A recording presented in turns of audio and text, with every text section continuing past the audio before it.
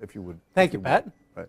Great segue. First of all, my little guy's here. He can't tell his mom that I used that language earlier, so we need to rewind the tape and erase it. Okay. As a former elected official, I can do that. You hear that? Haldeman and Ehrlichman. You have reminded me of something. You mentioned the NDP government, and I was previously an elected official. And when they were elected, I actually was a rookie chair of a police service board. And much as they dismantled streaming overnight, they also decided that they were going to wipe out police service boards in their entirety in terms of the membership. Right. And so I had the wonderful experience as a rookie municipal councilor of having no experience on a police service board, becoming the chair, and inheriting a group of people who had no institutional knowledge, and in some cases a clear anti-police attitude coming in. It was the greatest political juggling job of my career, and I thank Bob Ray and his government for having taught me about governance and what all that entails occasionally. Thanks for having us here. You're mostly educational experts. I am not.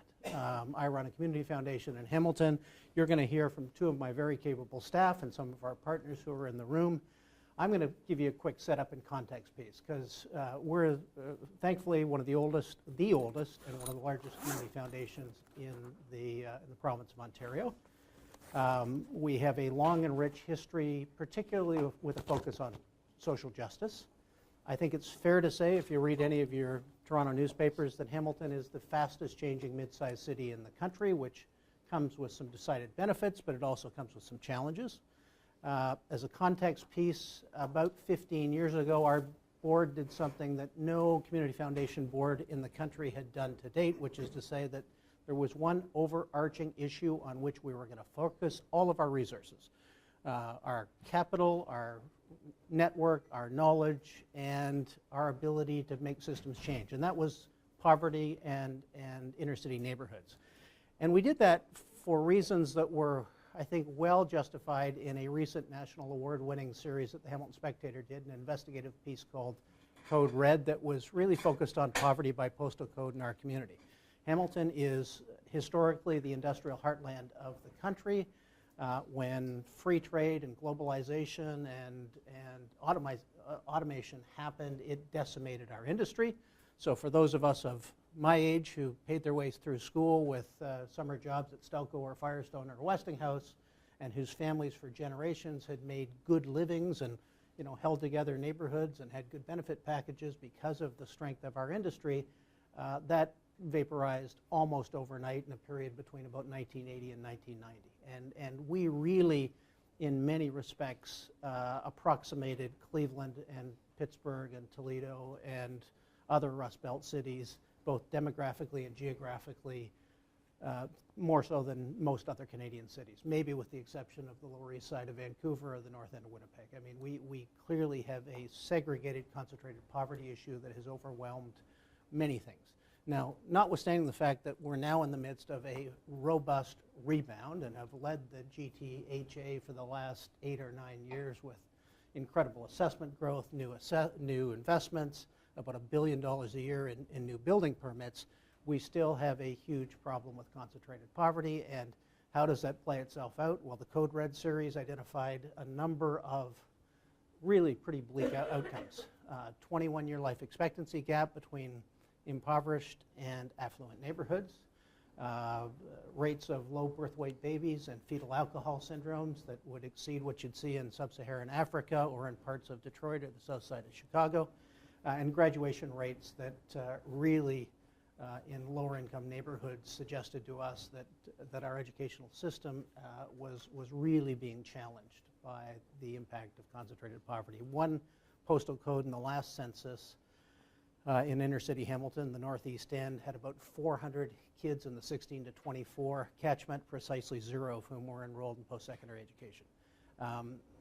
So for a community foundation that is place-based, that issue was really a siren call to do something. Now, we spent about a decade after we were the lucky recipients of the largest charitable gift in Canadian history back in the early 2000s, focused on capacity building, community development in inner city neighborhoods, and saw remarkable progress on a bunch of fronts. Where we saw little or no progress was actually living wage jobs, and secondly, educational outcomes.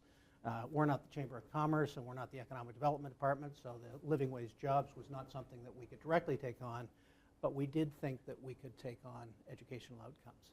And I think we were humble about what we didn't know and that we were wading into a really complex system, and we needed to go into that both knowing what we didn't know and also being prepared to stay for the long haul.